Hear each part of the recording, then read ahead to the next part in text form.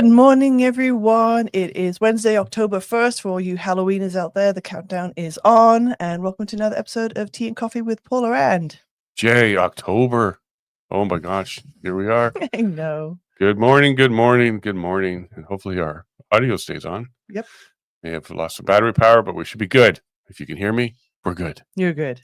Good morning. Listen to the sound of my voice. Had a hair emergency for a second. I had this little Homer thing going, like two little hairs. Like, no way. They're going to say they got the devil horns or something. You get all crazy on me. But good morning, everybody. And how are you? Yeah, I'm all right. She's got milk Homer. this time. Milk. Homer emerged. I think Homer has 3 hairs, though. On fire. She's on fire this morning, folks. Good morning, everybody. Morning. I hope you're doing all well. Welcome to the morning show with Paula and Jay. Yes, welcome. Enjoy your drive to work. Yes, exactly. Watch out for the moose. Well, we do have him in this next. It happens. How are you? I'm all right. Yeah. No, I'm good. Productive day. Though there wasn't butt kiss done again. No, productive day, which you can share. But for my little input, Wilbur got some redecoration yesterday. He's got some straw walls now. It's given him a bit of more of a windbreaker and shelter. And yeah, his little home is coming together too. Are you saying you have a pig with a straw house? Yes, I know. But it is metal encased. So he's got double. There's no sticks, no bricks, but he's got straw and metal. Yeah, let's watch out for the big bad wolf. Yep. And whoever was flying or playing around our property yesterday, coming nice and low. Yeah. Why? Yeah. Why exactly. were you there? Quite noisy. Yeah, quite noisy. Kids were excited, but it was like, yeah, dude, fly somewhere else. Yeah, I wonder if it's an opponent or an organization or something, because that's not normal. Yeah. It's not normal for there to be a little plane flying around our property. But anyways, we'll see what comes of that. But yeah, it was a productive day. I felt a little guilty for not having good updates the last few days for the audience, for the homesteads, but went to work, got some stuff Online done. shaming. And it's motivation, online motivation, we'll call it that. Because, we love to give you the updates. So now our shelter has been upgraded with power. Mm-hmm. Went from a 15 amp extension cord, which powered either the car, the boys' trailer, or the septic system. We had to rotate, and if we weren't quick enough, the septic system could get kind of full. So I installed a 30 amp line. It's not an extension cord now. Everything's wired in, got a breaker on it, and it's working. It's got one more plug to fix, and we're done. And then we're done for the winter. Yay! Good job, baby. Thank you very much for doing all that for us. My handy little helper was awesome. Can you give me this? Give me that. Go grab one of these. I need 2 of those. 1 of those. And she did. Yes. She's that was me. Well versed in what we need now. So awesome. Thanks for your help on that one. You're welcome. And what else you got for us? I was reading through the chats. Did you check the live flight radar to see who was flying? Oh, there's an option to. Well, that's possibly, but it was low. It was a small plane. Yeah. If they didn't have a transponder or ADSB on, it may not be picked up. You also flight aware, because that's what we used, or would show up on with our plane. Yeah, it's something we can check. Yeah, but it was low. It was very noticeable, and it circled at least once. Well, I don't know. Maybe they're checking out our layout or something, but election time. Election time. It is. Yeah. And you got working on our lawn signs. Yeah. So lawn signs should hopefully be printed or go to print and should be picked up hopefully by the end of the week, early next week. And then we can start those stakes in the ground. Excellent. Exciting. Yeah. Yep. So I'm looking forward to getting this campaign just rocking and rolling. So if you're in the area of Brazeau County, Division 6, even if you're Brazeau County, October 7th will be a good date to come to Buck Creek, because the Reeves will be there and the Division 6 candidates will be there. So it'll be a good conversation. So if you want to learn about the Reeve, the 2 people running there, then the 3 people running Division 6, and I'm one of them, come hang out. Buck Creek Community Center, October 7th at 7 o'clock. And if you're really ambitious, on October 7th in the morning, I believe it's 9 o'clock, come to council meeting. Yeah, let's go. Yep, I'll be there as well. Go check it out. Go see what they're up to. Just kind of sit there looking at them, touching my face just to really annoy people and distract them. But there we go. And I had a full day, so I can feel it. When you're crouching down and kneeling and sitting and building extension cords and getting things done. Yeah. When you move in the straw bales. Good girl. Get the workout That's a done. strong Yeah. house for the pig. You know how the story goes. We all know how the story goes. It's okay. He's got his metal pen. He'll be just fine. And I got to admit, I was only a year ago I learned that the little pig song meant the pig actually didn't come home. I thought went to market meant went to go buy groceries and come back with it. I turned to Paula one day. I'm like, wait a minute, does that pig come back? Nope. And she's like, no. I'm like, oh, that's what that means. I thought he just went to market. Yeah, in all the nursery rhyme books, you're right, though. It depicts the pig, with a little basket off to go shopping. No, it was the shopping. Believe everything you read. The pig doesn't come home. And then JJ pipes up and says, yeah, like Ring Around the Roses is like about the plague. It's true. Yeah, exactly. Yep. Ye old nursery rhymes are not what they seem. Usually there's a backstory to these kind of things. Morning, Donald. Hey, Donald Best is there. Right on. I was going to ask him. I got to get one of those tripods sent out here, so we got to talk because I got a little flimsy one holding this camera, so I want to change that. But anyway, Donald, thanks for all your advice and your research on the cameras and lenses and all that good stuff. So I really appreciate that. We ended up going with a cheaper model Luminix, which has most of what we need on it. So we'll just stick with that for budget friendliness. But it did give us all the options we do need: good streaming, power, etc. And it's Luminix. So we're kind of getting used to that brand now. But Donald, thanks for all your help on that. I really appreciate that. All right, so we can go ahead and jump into the news because there's a couple of things to catch up on that we didn't get to already. And let's do that. Good morning. All right. So where we left off before Clyde joined us yesterday was legally, the birds don't have to be destroyed. They really don't. There's discretion. You can do treatment. The treatment would be to get rid of whatever it is they have, and that's long gone already. And then another one is research. So if there's an experimental value to them, definitely you don't have to call them. I just learned, and I got to double check on this, and I reached out to Dr. Oz to find out. But apparently when the U.S. pulled out of the WHO, they stopped calling birds. So I'm going to double check into that. I've asked him to come onto the show. That would be an excellent interview. So I'm working on that. But I also double check and look into that. In the chat, if you find any information on that, whether or not the U.S. calls birds for avian flu anymore after leaving the WHO, let me know. Because if our biggest neighbor to the south, and we do not have passports and border control for fowl, so if they're flying around and they're not calling, why are we? So let's stay on top of the story. Supreme Court's going to be involved. We'll see how far they go with that. But the more pressure and the more awareness we get out there, the better. And possibly we can dig up something that is very helpful. So let's keep going on that. All right. And one of the things I did do, I talked about, I believe, how the Canadian Food Inspection Agency declined my interview request. Thankfully, they did get back. And there's some people out there are just rude. So many people saying, you're not a real journalist. You should know they won't talk to you because they're going to court and stuff like that. Really? So I should just assume they're not going to talk to us? You don't know unless you try, folks. And that's an attitude that some people have, like, oh, I'm not going to make an impact. I'm not going to make a change. So they don't do it. Try. And I'm not running for MP anymore, so you will earn a block when you're just ignorant to me like that. I don't have time for that. So I either mute or block you. Mute if you're annoying, block if you're abrasive or aggressive or offensive. To me, there's no other standards. It's my standard. As Paula knows, I have a standard, and that's what I'll be using for that. But anyways, back to the story here.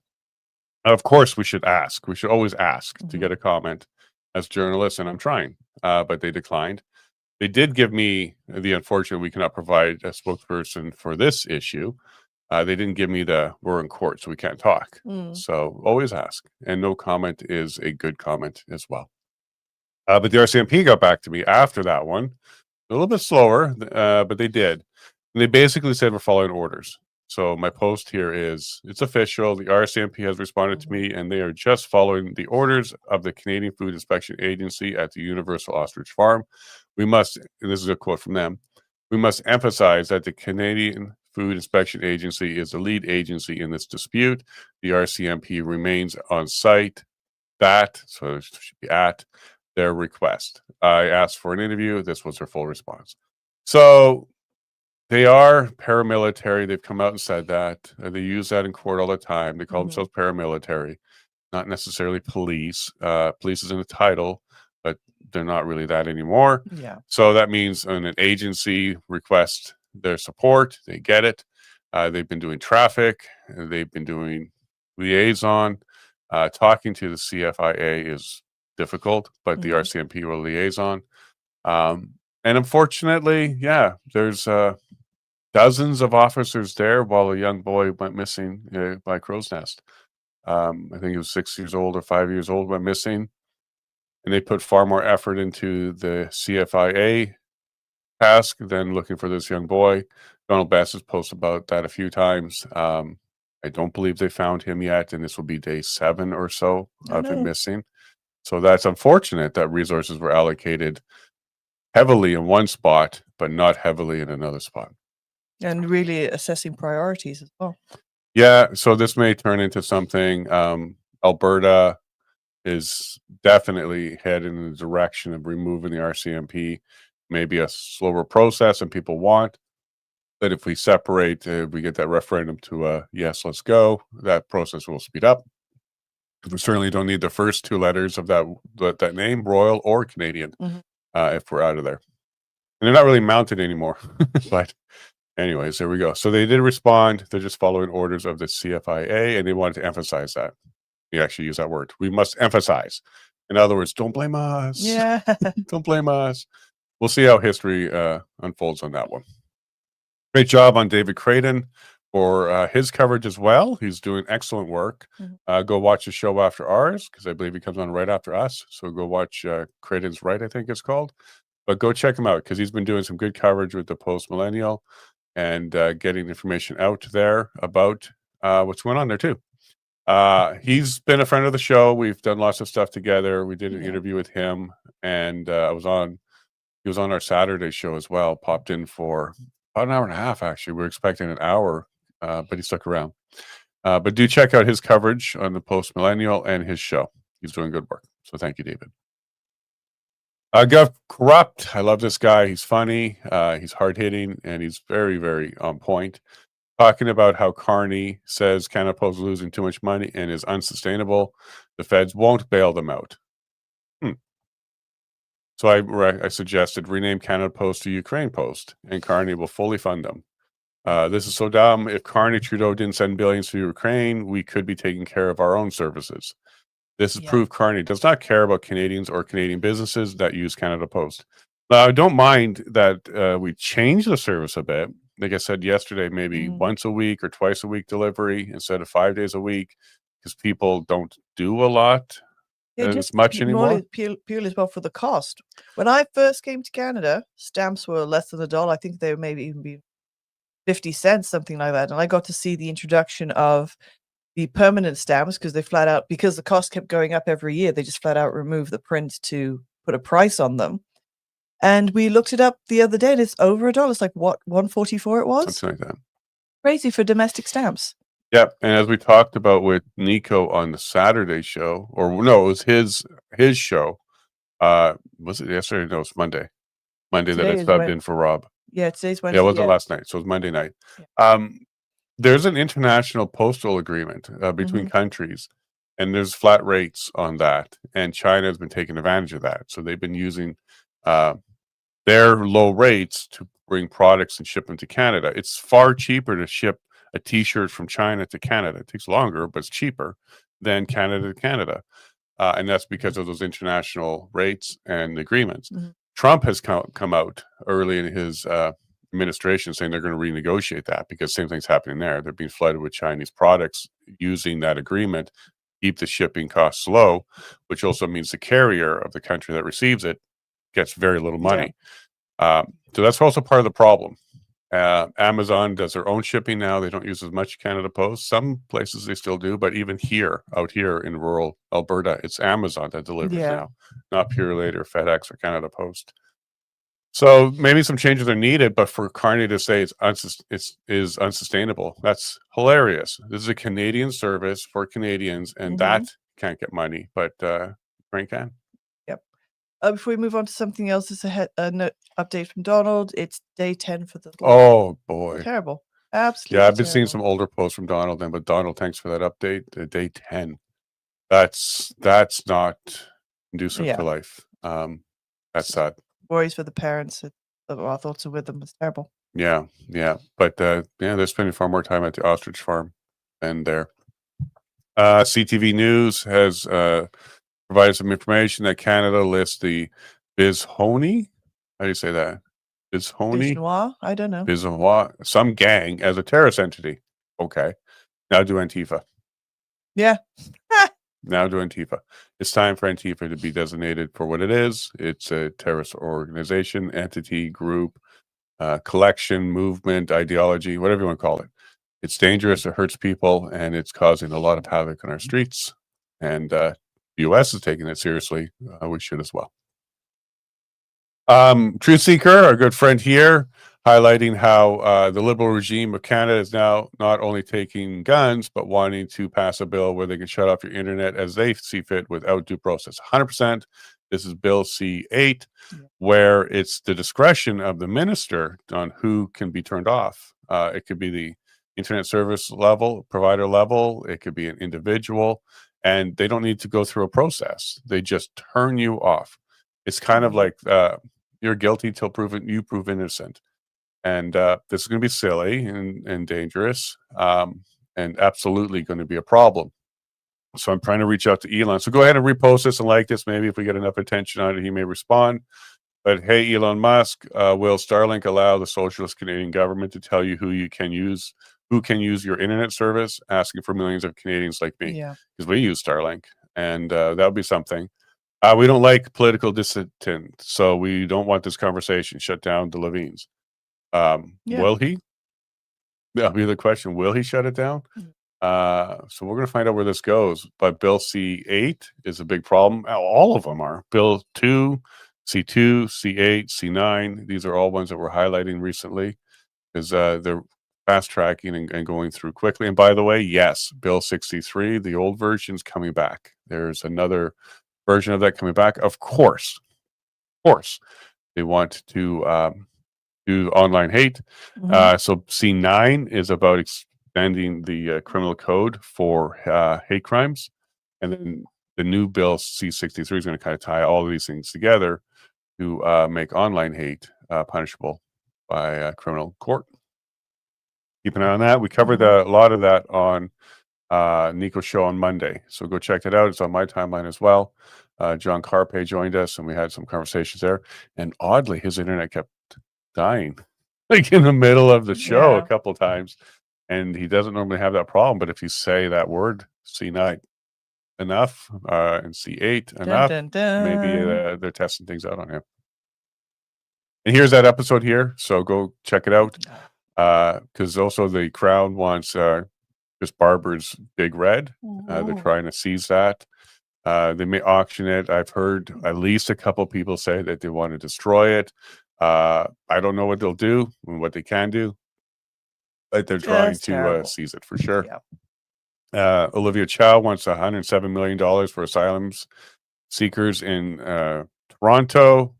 And I think we did the math and worked out like $60,000 per person. Yeah. Oh boy. I'll take some of that. Yeah. Well, you just have to. Hey, I'm seeking asylum from Alberta. Maybe that will work in Toronto. Asylum from Canada. You can't do that in Canada. You'd have to do that outside of Canada.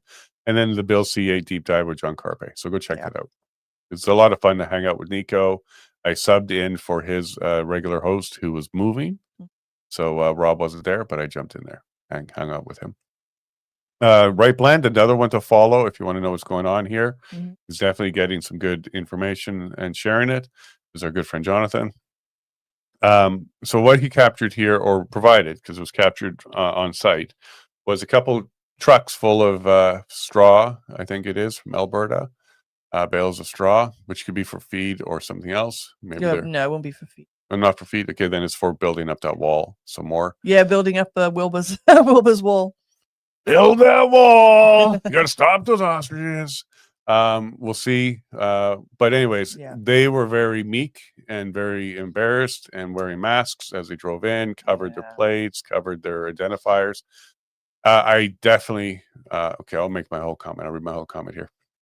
This is what it looks like when you know you're doing the wrong thing for money, you hide. Yeah. If anyone is threatening these drivers, that's wrong, and the criminal court will deal with that. Seeing how there have been no arrests related to threats, maybe what they feel is guilt. If they're hiding and feel shame, maybe it's because they feel guilty. But nobody's been arrested for making threats or harming or blocking or mischief or Mhm. anything like that. But they're coming in undercover, trying to hide who they are. Now, certainly do not harass anybody. Like, Yeah. don't go hunting them down and harassing them. I don't even like when there was a lot of calls to contact the contractors and harass the business. I Yeah. don't like that. I think that's a lefty move.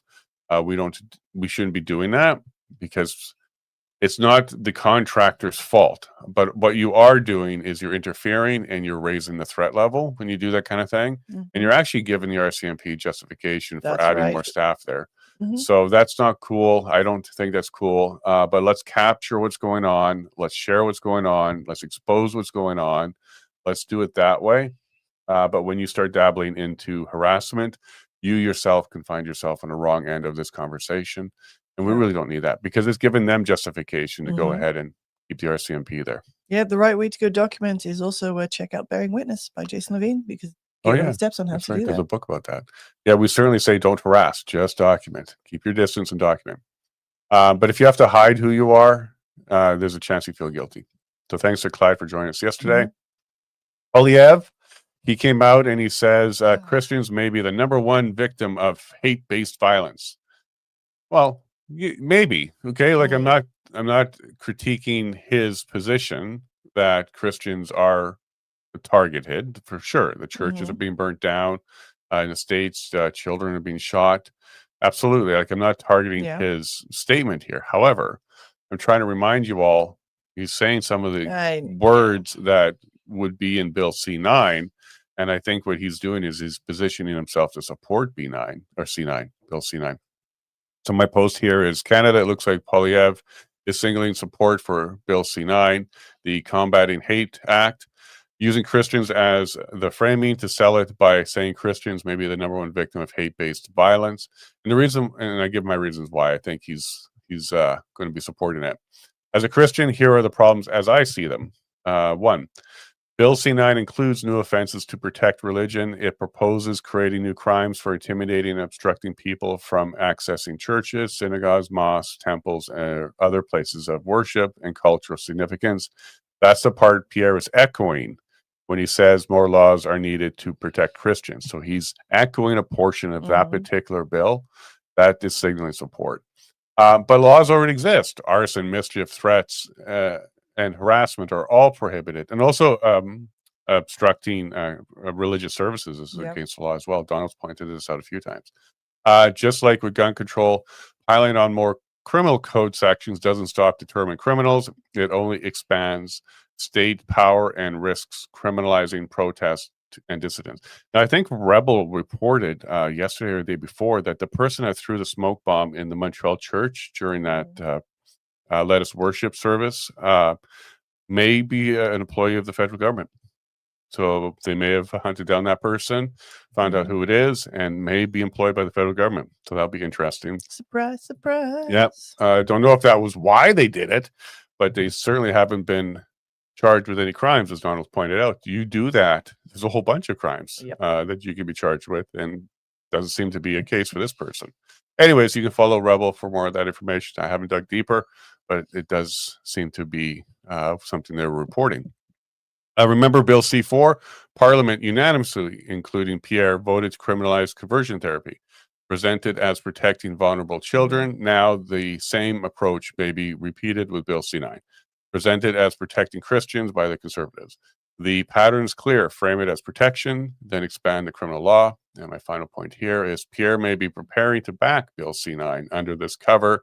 The real question is, will these laws protect faith communities, or will they hand the government more power while the underlying problems remain?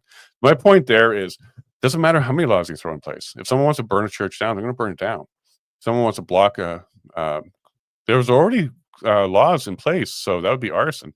If someone wants to block people from going to church, there's already laws in place. You can't interfere with religious proceedings. And that's been the general comments to the chat here for prayer. We don't need more laws. We need the laws in place to be upheld by law enforcement. Correct. Just use the existing laws, and then you will convince me that you take this seriously. You certainly don't need more. Now, the rest of Bill C9, like this is just a small portion of the religious protection. The rest of it is absolutely big brother. There's more. Exactly. There's a lot more in there. As we've come to realize with a lot of these bills, the items that they talk about to try and get the popularity, get people behind it, but there's far more nefarious information in there that they try to push through. Under Bill C9, you can go to life in prison for speech. So that's sometimes how they do it. People go, "Oh yeah, I like religious protection." Save the children as well. Well, save the churches this time around, and let's let the rest come in too. We don't need them. There's plenty of criminal code. Just enforce the law, prosecute, and protect even. So thank you, Donald Betts, for highlighting some of those things there. Today's episode is a big one. So we got Nicolas. You have to help me with that last name. Hulscher. I'll ask him when he comes in. Epidemiologist and administrator at the McCullough Foundation. He'll be joining us in a couple minutes. So I reached out, and this is about the critical findings which suggest COVID-19 vaccine may increase the risk of 6 major cancers. So I reached out to Peter McCullough, Dr. McCullough himself, and he's the one that put me in contact with Nick because McCullough is in court today, or else he would be here today. But Nick is also highly versed on this. That was a big recommendation that came from Dr. McCullough. So we'll have Nick on shortly. And McCullough will come on in the future when his schedule allows. Great. Super busy man, but he's a big fan of the show. Responded right away. So we're going to have Nick on shortly. I'm making a prediction here. Subscribing, liking, commenting, sharing, following, and reposting. And by the way, don't forget to comment, like, share, repost this show. Make sure you do all that. And reposting will become illegal in Canada as spreading hate and punishable with fines and jail. If you think I'm correct, follow, like, and repost this. Being a little cheeky, but 100% suspect is going to happen. It's already happening in the UK. There was a girl who had the police show up at her house for simply reposting something.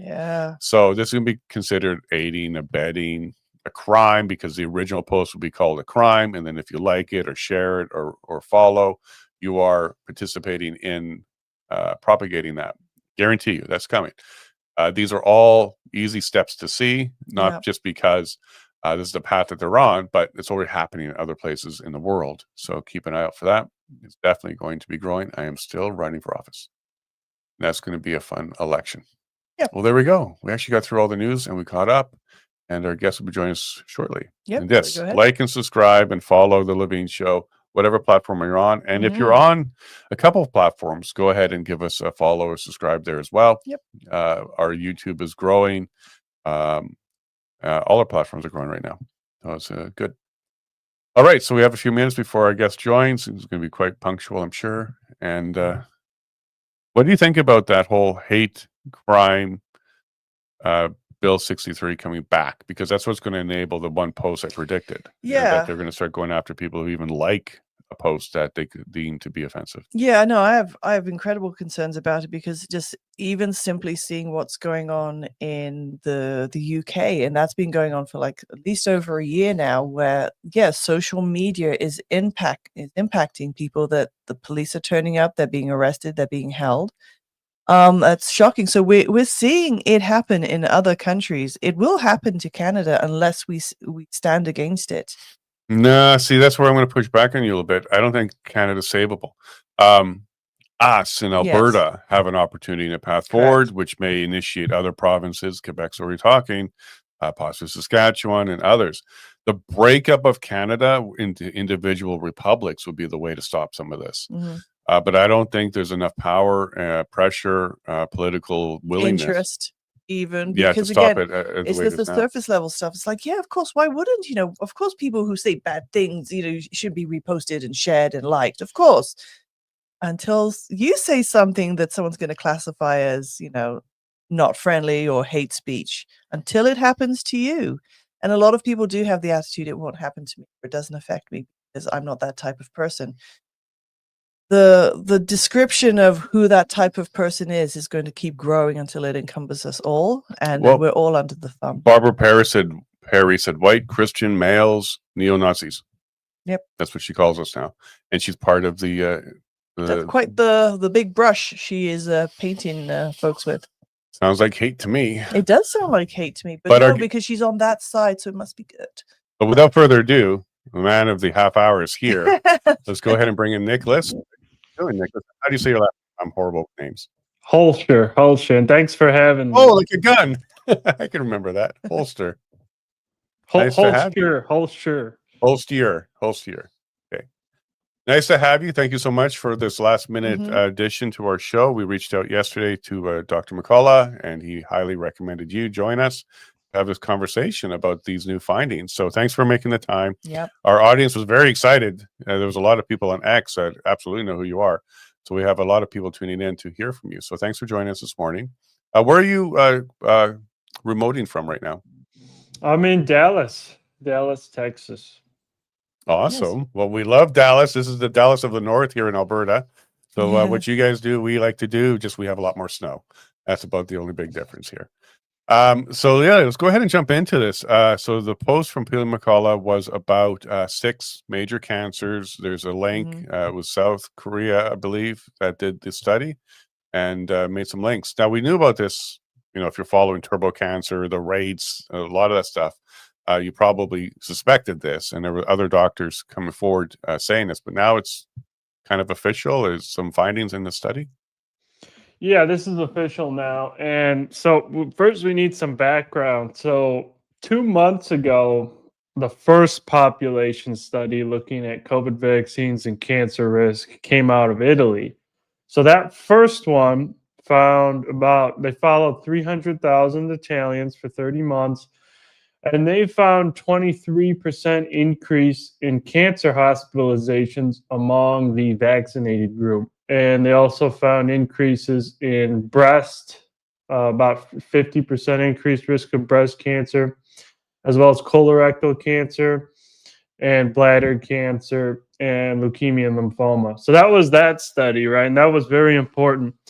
And then we had a few days ago, this other study now out of South Korea that was even larger, much larger than the Italian study, with over 8 million people that they looked at. And they literally corroborated the Italian data. They found 27% increased risk of overall cancers, so around the same as the Italian one.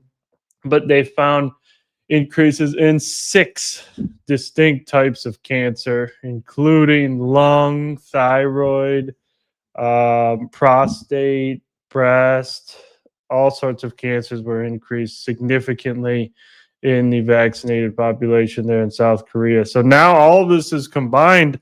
It's very clear these shots are carcinogenic, but one key thing, both platforms are carcinogenic. Both mRNA and viral vector were both associated with increased cancer risks. Now, you said the vaccinated population, so it's 8.4 million is vaccinated people. Was there any increase, or did it stay the same for unvaccinated, or was that part of the study at all?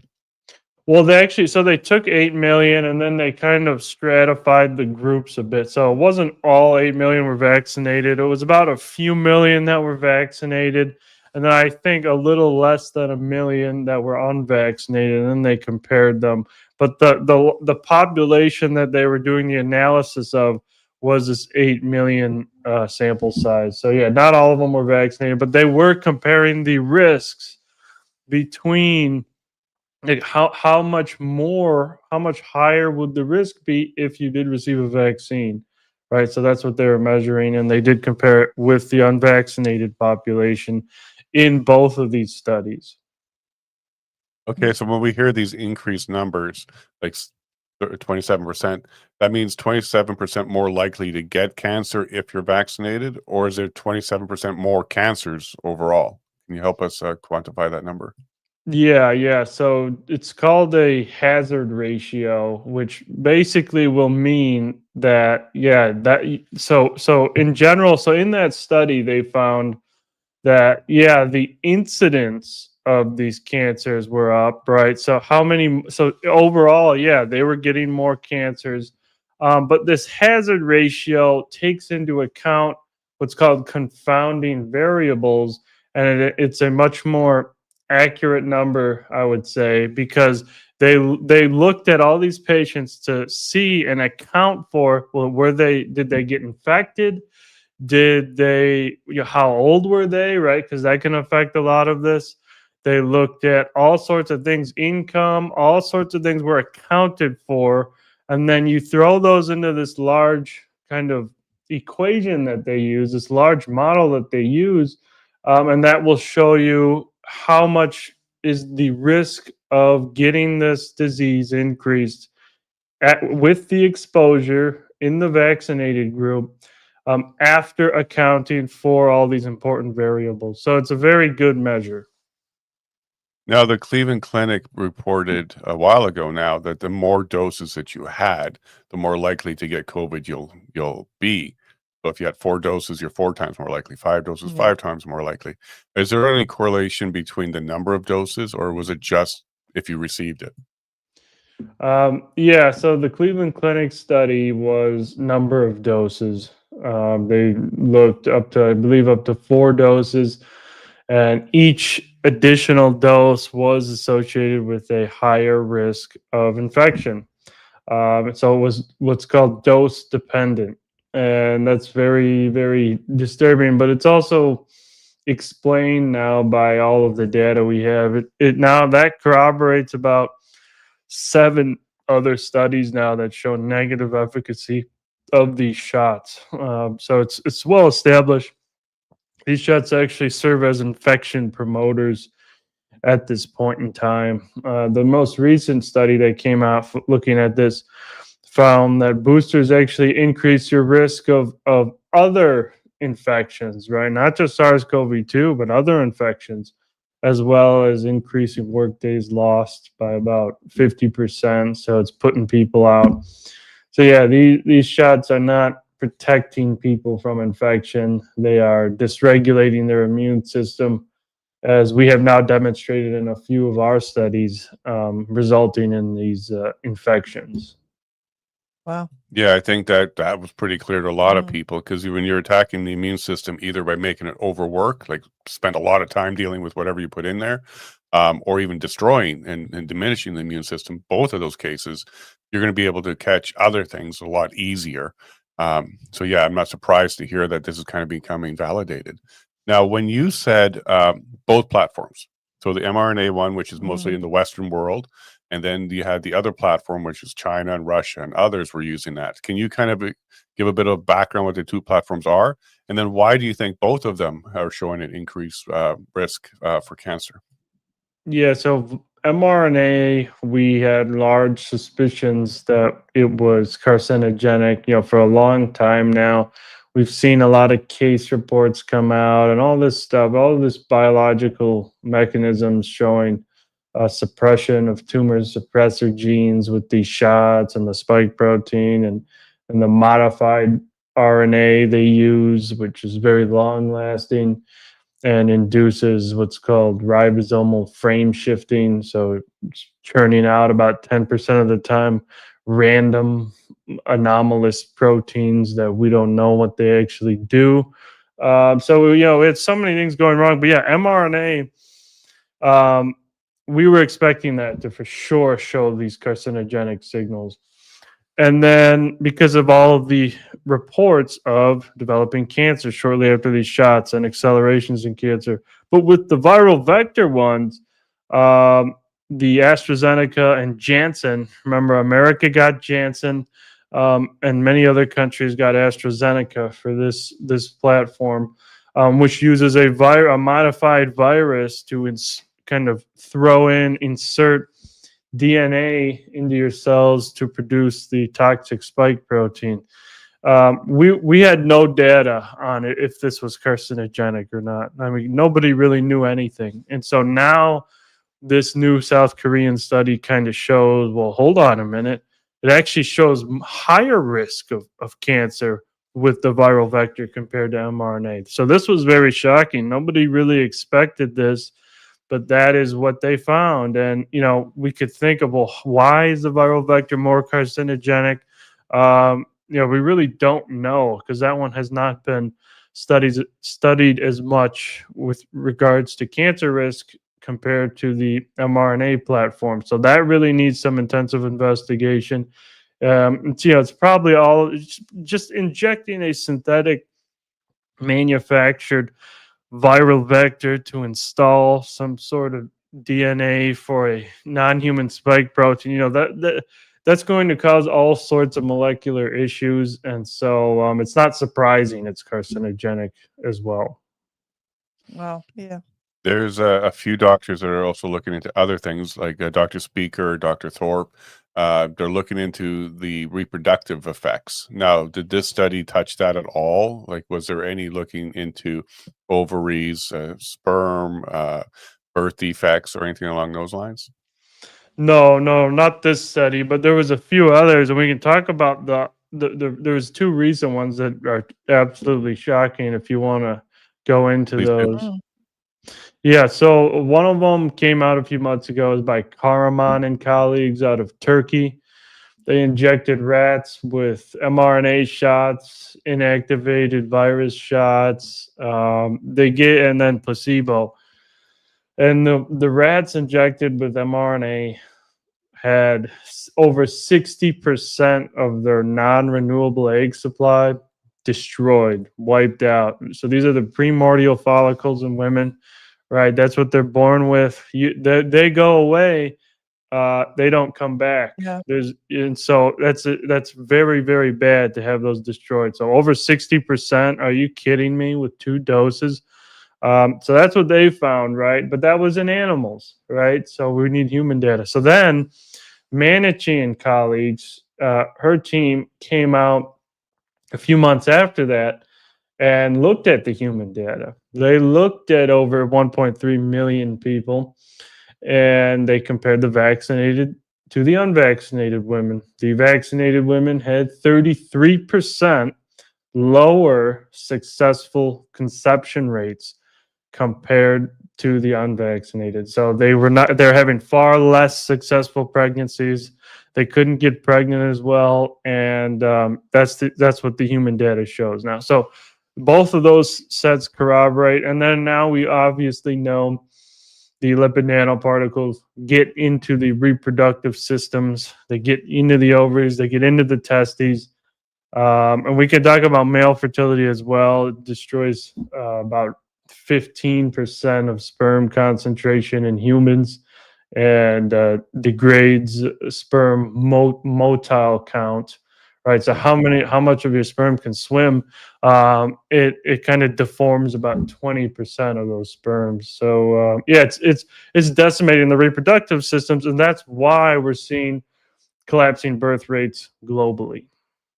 And this is just 4 years in from the shots being released. With each passing year, we're going to get more data to validate and to unfortunately strengthen and possibly increase the numbers that are out there. Right. Yeah. As time goes on, we're going to continue to see more of this data. We're going to continue to see tanking birth rates, I would suspect. Right. We have to remember, fertility rates. That was kind of going down for the past 30 years or so, anyways. And then in 2021, it really just accelerated down. It really just took a dive off of a cliff. So it accelerated this process of birth rate collapse and fertility decline. And we do not know what necessarily the outlook will be in about 5 years.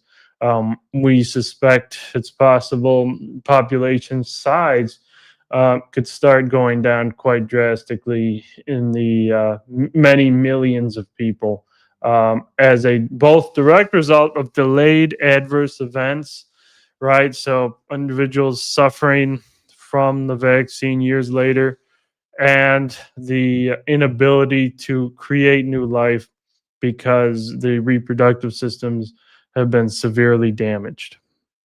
Is there the potential that the shot may affect different ages of people differently? So we're currently right now, when we're seeing fertility issues with a particular of childbearing age women, is there the potential that it's going to have the same effect for the children that had taken these shots as well, both the male and the females? Yes, yes, this is very plausible because we're now seeing signals for it in the population level data. In fact, infant mortality rates are skyrocketing now. They were going down for 30 years, and right in 2021, that trend completely reversed, and infant mortality rates have not gone down since. Babies now are dying at about 50 to 80% excess, right? So since 2021, there's been like 18,000 additional baby deaths, likely as a direct result of the mothers receiving these inoculations, unfortunately, because also these excess deaths are the same excess deaths seen in vaccinated adults, the same causes, the same cardiovascular, neurological causes. And so that's what leads us to believe this is associated with the vaccine, because this whole trend, it only happened immediately after the mass uptake of these shots in these childbearing age women. So this is very, very worrisome, and it's still not going down. This, in fact, Mississippi just declared a public health emergency because of this skyrocketing infant mortality rate. They claim they don't know what's causing it. They probably need better scientists, because this is not unexpected when you introduce an experimental gene transfer platform into individuals without testing it, right? Now we're seeing the consequences of the foolish actions that our governments have deployed. No, and we may not even fully understand for another generation or so. So, like as Paula was highlighting, women of childbearing years, they're affected. But the children of, or the ones that are Yeah. born, are they going to have 60% less eggs? Are they going to have weaker swimmers for the males, less sperm? We're going to be studying this for a long time, so Yeah. we may not know the full effect yet. But something that we've seen a lot more of is turbo cancer is a term they're using because it's accelerated. It's taking people a lot faster than it used to be. Have you looked into this, or your organization looked into this at all? And what are your thoughts about acceleration, not just of how much more cancer we have, but how fast it's taking lives now compared to historically? Yes, yes. So there's now a paper that came out last month by first authors, Dr. Paul Merrick. It's published in the Journal of Independent Medicine. They defined in the peer-reviewed literature for the first time mRNA vaccine-induced turbo cancers, right? So it's a real term now, right? They can't say it's a myth. It's not a myth. And so what is turbo cancer? Well, it's usually sudden onset, aggressive, and treatment resistant, right? So it kind of appears very quickly. You go to the doctor, it's already at stage 4. It appears to not respond to any treatments, and those individuals end up dying shortly thereafter, shortly after diagnosis, because it's progressing at such a drastic rate. And so that's usually what these turbo cancers are. And they always happen shortly following, it appears, just the mRNA shots. Now we do have to start investigating the AstraZeneca shots. But yeah, it's now defined, and the mechanisms are very well explained now and expanded upon. We have a study, it was just accepted for publication in a very reputable journal, where we identified what's called transcriptomic chaos after mRNA injections and developing cancer. So transcriptomic chaos is, first we looked at a healthy control group, their gene profile, their gene expressions, it's called, and we compared it to these cancer patients who got it after the vaccine. And thousands of genes related to cancer surveillance, to immune function, and to mitochondrial function were all in disarray. So many were upregulated, many were downregulated. The downregulated ones included what's called the P53 gene. This is essential for kind of surveying the body for cancers and, trying to detect it and alerting the body to kind of stop it.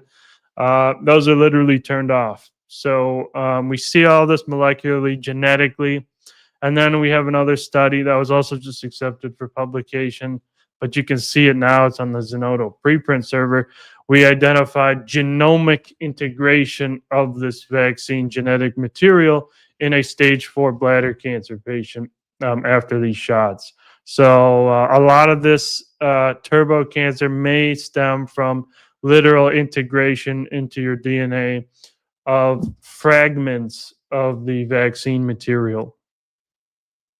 And have you been keeping an eye on VERS, like the vaccine injuries that are being reported? And is there a spike there? Are there certain types of injuries that you're seeing more and more of now?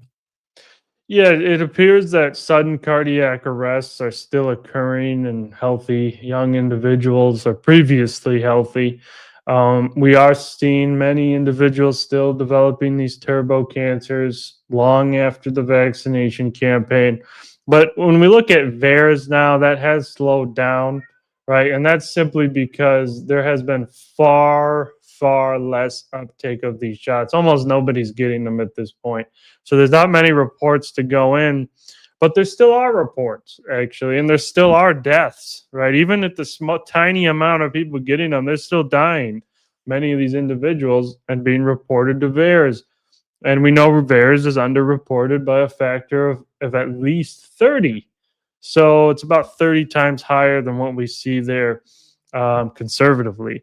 So yeah, we're still concerned about deaths. We're still concerned about cardiovascular damage, immunological and carcinogenicity, but we are also very concerned about the neurological impact and psychiatric impact that we are now seeing. Can you expand a bit on the Yeah. psychiatric impact that you're now seeing? Because we've heard things about like brain fog and attacking the frontal lobe and other things like that, like literally making people very ill mentally. Can you expand on that a little bit? Yeah. So first, there's a study by Dr.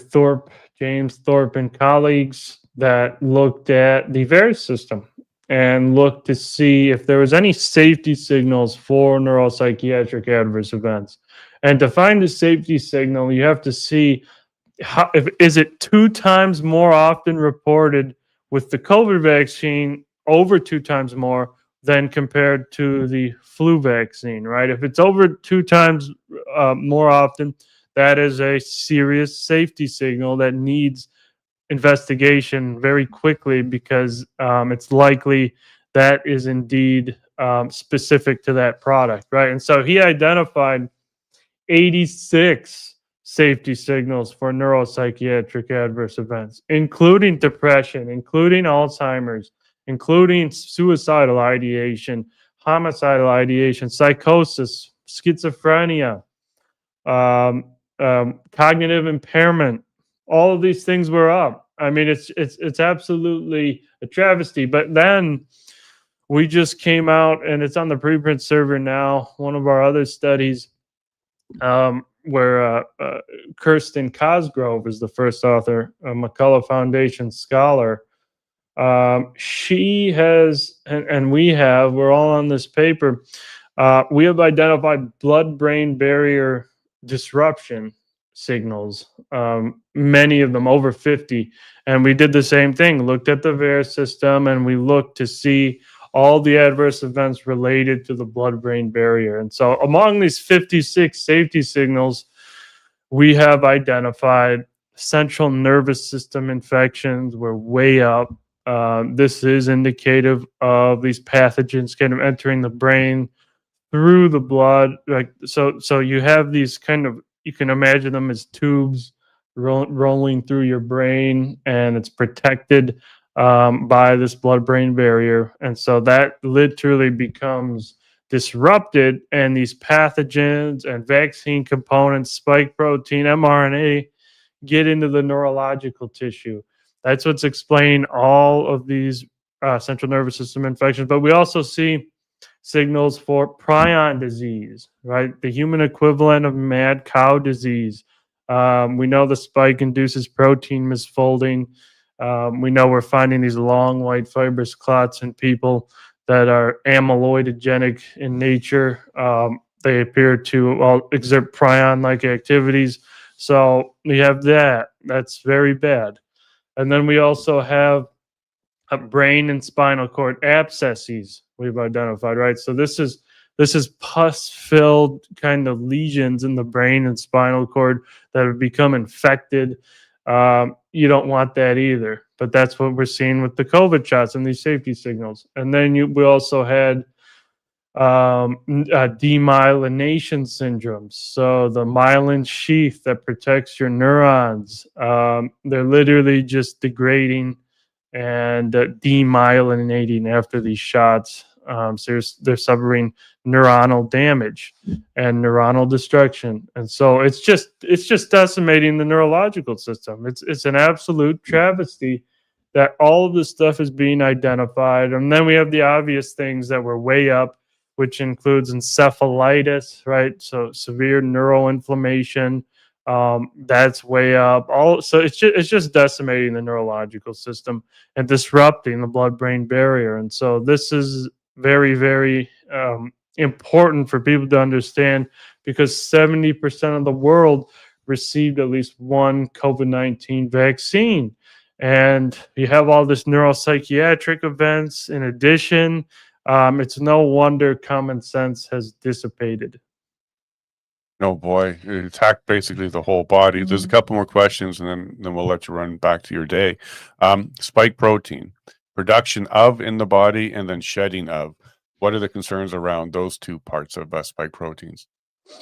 Yeah, so spike protein is produced in the body in response to the modified mRNA that's injected from the shots. And your body produces large amounts of this protein, much more than infection, when you get injected. And so when you have all this spike, not only does it last very long in the body, right? We found it 3 years after somebody's last vaccination.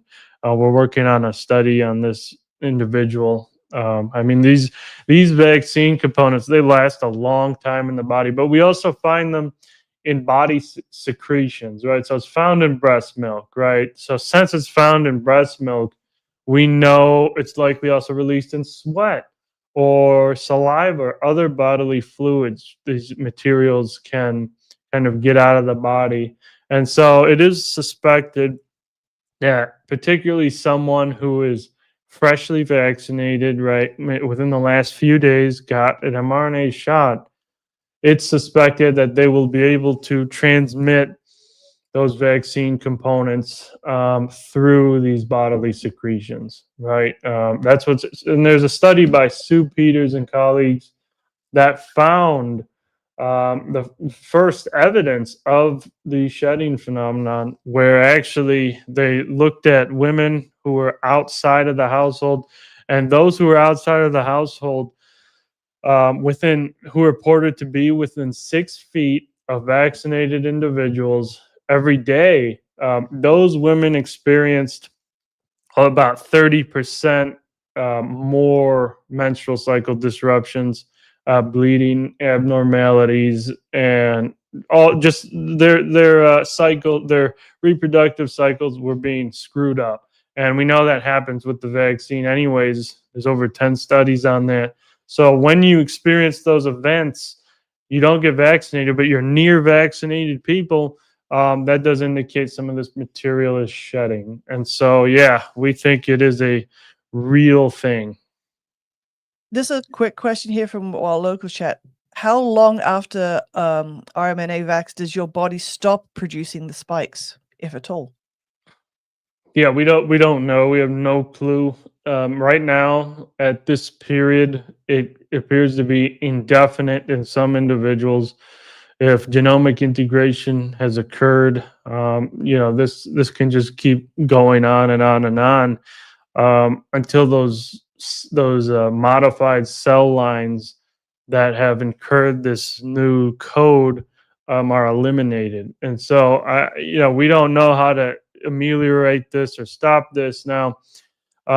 If there's no genomic integration or any of that, and there's no more mRNA. Maybe it was finally cleared. I think there will be a lot of people that will not still be producing it, right? But there are a subset of people that will be producing it indefinitely for a very long period of time, as we are now seeing in real patients, right? So it's this is something that needs full on investigation, right? We need our government to finally do something about this and throw in $100 million. Look at the population, see how many people still have these modified spike proteins circulating in them. See how many people have these white fibrous clots in them, because a large proportion of deceased have these white fibrous clots pulled out of them now. They're not doing any of this stuff, so that all needs to change. Okay, and then I have two more questions. So sorry if I'm extending the time a little bit here. Detoxing. So this is something that Dr. McCullough talks about. He has protocols. Is there a way to help people that are already in this situation to detox or assist in removing some of this? Yeah, so there is a method that Dr. McCullough developed. I assisted with him on that. We have a paper published on this in the journal Curious. It is called base spike detoxification in the best attempt to help the body detoxify from the spike protein. And what it is, it's three natural compounds. It's nattokinase, bromelain, and curcumin, right? All of these are highly safe. None of them are toxic, and they all exert activities, biological activities against the spike protein. Nattokinase is the most potent there, in literally showing in a test tube setting to literally just destroy the spike protein. And it does reach systemic circulation when you take it. And so all of these three compounds combined show immense promise in helping the body clear out the spike proteins. We have a few case reports documented of ameliorations of vaccine injury syndromes when giving this base spike detoxification in addition, in adjunct to some other medications. So it appears to show a lot of promise. Recently, a doctor out of Japan published a case report. He gave somebody with a thrombotic injury, all these blood clots in his brain, a large load of these enzymes, including nattokinase, and it just busted that clot. And all of a sudden, the patient improved quite drastically. So it's showing lots of promise. We need large-scale, double-blind, placebo-controlled trials to really assess and claim efficacy. But right now, nobody's doing any of that. No, we're not getting, millions and millions in funding to do those. That takes large amounts of resources. And so that's what needs to happen. We have to start doing these giant studies on how to treat vaccine injuries, because the vaccine injured have been completely ignored. Yeah, that's a key thing. The spike detoxification, and also shows promise, is vitamin D. You got to get those levels up, preferably through sunlight. So there's a comment here. So how would a vaccine injured person contact you to volunteer blood or tissue to help prove these things? Because we know we know quite a few people who would be willing to, like, here, take my blood, take my tissue sample, let me contribute to the research. Yeah, well, I mean, you can actually email me, but I would say the best way, since I'm on this platform now, is you can just direct message me on X, on my personal X account, and I will ensure to look at those messages. So I say that would be the best way to kind of, if you're injured and you think there's an opportunity for a case study, a case report. We do have a team of McCullough Foundation scholars that is assisting us in collecting all of this information. And yeah, we are trying to publish these cases, because remember, case studies are very important, right? We can't just rely on population data. We need real patient evidence, and we're collaborating with multiple labs to identify these vaccine components in tissue. So yeah, if you have been injured and you want to contribute to research, yes, you can DM my personal X account. And then people are asking if they're not on X, they can just go through the McCullough Foundation, do the contact us that way, and go ahead and connect. And for people Yes. on X, we put his X handle in the title of the show, so you can go ahead and grab it from there as well. And by the way, when you're talking about the 6 feet, within 6 feet, they're getting spiked, we might have to bring back social distancing. We know that there's marriages ending because one got vaxxed and one didn't. Let's just watch those clicks. One got vaxxed and one didn't. And now we're also seeing people they're looking for spouses or marriage potential where they're not vaxxed. So there's going to be like an increase of people not getting married because one's vaxxed and one's not because of all these concerns. So detox is important. Last question to you is kind of taking us a little bit off this path, but Trump's administration came out and said Tylenol's a problem. But McCullough posted, he said, well, Tylenol is more of an accelerator. The vaccines are a problem. Once you get vaccinated, then you get a fever, and then you take Tylenol for the fever, and then this impacts the rates of autism. Can you touch on that at all? Yeah. So we looked into this very intensively, very deeply, and it's clear. It's very clear what's the case here. Autism or Tylenol is not a trigger. Is not a primary trigger for autism. There's not been one case report, not one, of a child popping one Tylenol, 2 Tylenols, and then regressing into autism. There have been case reports, many of these, where the children receive about 5, 6 battery vaccines, and then they pop a Tylenol, and that serves as an amplifier. So that's what appears to be the case. Now, there's about 8 studies that the HHS drew from. There's a large review by Prada and colleagues that found there is 8 studies that show a positive association between prenatal Tylenol use and autism. The problem with all 8 of those studies is not one of them accounts for vaccination. They don't mention the word vaccine, but that just makes these results completely nonsense, because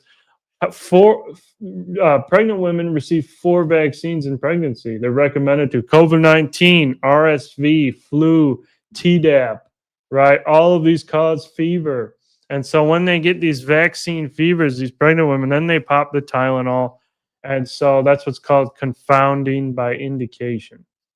So they don't measure the effect of the vaccines when those could really be the larger contributor. And then the children are not diagnosed with autism when they're born. They're diagnosed at ages 2 to 8 after they've received batteries of vaccines, right? And so, again, none of that is measured in these studies. Just so we can't make those conclusions. Now, what we do know is the Tylenol is very toxic to the liver. If you take too high of a dose, you will die, and you'll have to go to the hospital, and they will have to give you N-acetylcysteine to kind of detoxify that out of your body. So it's very toxic. So yeah, if you add that on to the fire of all these toxins from the vaccine, 5 at once, the child gets a fever, they pop a Tylenol, right? That further depletes their glutathione levels, impairs their detoxification systems. They won't be able to cope with all those toxins.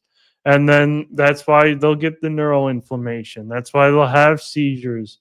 And that's why they will have this developmental regression after that, because they have unfortunately suffered neurological damage.